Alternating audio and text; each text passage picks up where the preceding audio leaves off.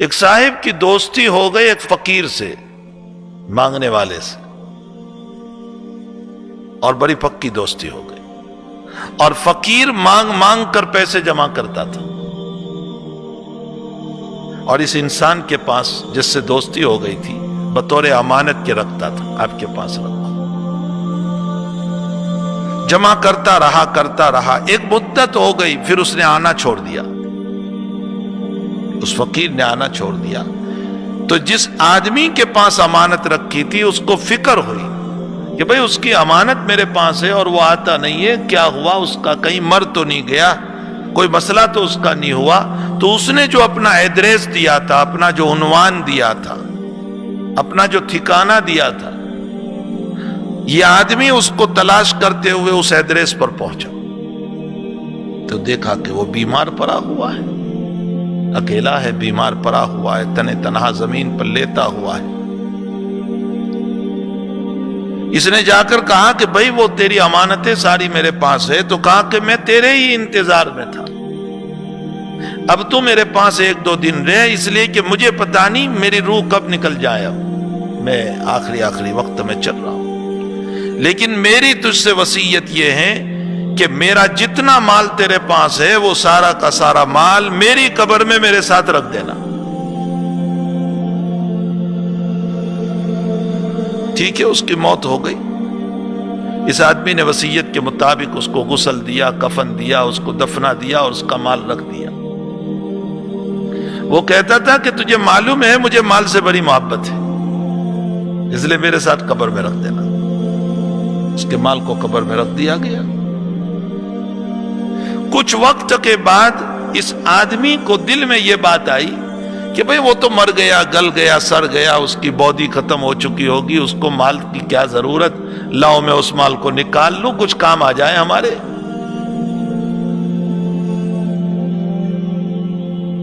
اس لیے یہ آدمی اس کی قبر پر گیا،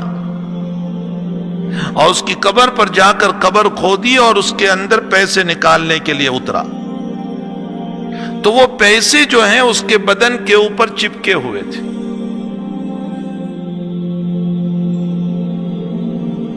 اس نے ایک سکہ یوں اٹھایا اور ہاتھ میں جو جلن شروع ہو گیا، بہت ایسا فائر ہونے لگا اس کے ہاتھ میں کہ برداشت سے باہر، پریشان۔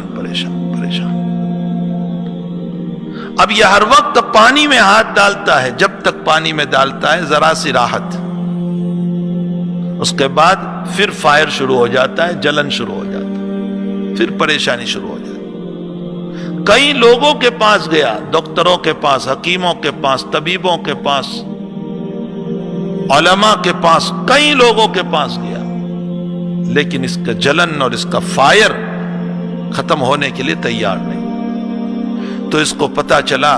کہ حضرت شاہ عبدالعزیز صاحب محدث دہلوی رحمت اللہ علیہ بہت بڑے بزرگ، صاحب کشف و کرامت، بہت بڑے بزرگ، اور ان کے باپ شاہ ولی اللہ صاحب محدث دہلوی بہت بڑے، اور ان کے دادا شاہ عبد الرحیم صاحب رحمت اللہ علیہ بہت بڑے۔ تو کسی نے بتایا کہ جاؤ تم شاہ عبدالعزیز صاحب کے پاس دعا کرانے کے لیے، شاید کہ اللہ تجھے اچھا کر دے۔ میں کچھ سنانا چاہتا ہوں اس واقعے پر جو بہت کام کی بات ہے۔ یہ آدمی شاہ عبدالعزیز صاحب کے پاس گیا اور پورا واقعہ سنایا کہ حضرت ایسا ہوا، اور میں وہ سکہ لینے گیا، اتنے میں میرے ہاتھ میں جلن شروع ہو گیا، اور میرے جلن کا حال یہ ہے کہ اب مجھ سے برداشت نہیں ہوتا، اور کئی دن ہو گئے کہ میرا جلن ختم ہونے کے لیے تیار نہیں، اور میں پانی ہر وقت ساتھ لے کر چلتا ہوں اور اس میں ہاتھ ڈالے رہتا ہوں، جب تک پانی میں ہاتھ رکھتا ہوں ذرا سا ٹھیک ہوتا ہے، جب پانی سے ہاتھ نکال لیتا ہوں پھر وہی حالات شروع ہو جاتے ہیں، حضرت دعا فرمائیے۔ تو حضرت مراقبے میں بیٹھے، اور اس کے بعد فرمایا کہ پیارے، یہ جو تیرے ہاتھ میں جلن آیا ہے یہ جہنم کی آگ کا اثر ہے، اس لیے کہ اس کے پیسوں پر جہنم کا عذاب ہو رہا تھا اس کو، اور تو لینے گیا تو جہنم کی آگ کا اثر ہے۔ اور ظاہر سی بات ہے کہ حدیث شریف میں ہے کہ یہ مشکل ہے، اللہ سے دعا کر تو. جب حضرت نے فرمایا کہ مشکل ہے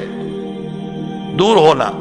تو وہ رونے لگا, بہت رونے لگا, بہت رونے لگا, آنسوؤں کی بھرمار ہو رہی تھی, خوب رو رہا ہے, خوب رو رہا ہے. تو جب اس کے آنسو بہت نکلے تو حضرت نے فرمایا یہ تیرے آنسو جو نکلے ہیں نا اس کو ہاتھ پہ لگا دے, یہ ہاتھ پہ لگا دے. اس نے ہاتھ پر لگایا اور 2 منٹ میں ہاتھ اچھا ہو گیا, جلن ختم. وہ کہنے لگا حضرت یہ کیا کرامت ہو گئی آپ کی کہ آج کئی وقت سے میں اس فائر اور آگ کو لے کر چل رہا تھا, 2 منٹ میں کیا ہو گیا؟ فرمایا میں نے کچھ نہیں کیا, میرے آقا صلی اللہ علیہ وسلم کا فرمان ہے کہ جہنم کی آگ کو اگر کوئی بجھا سکتا ہے تو وہ رونے والے کے آنسو بجھا سکتے ہیں. یہ جہنم کی آگ کا اثر تھا, جب تو رویا ندامت کے ساتھ تو آنسو جو نکلے اور تو نے آنسو کو اپنے ہاتھوں پر لگایا, یہ حدیث کی برکت سے ان آنسوؤں نے جلن کو ختم کر دیا. یہ ہے یہ جو آنکھ کے آنسو ہیں نا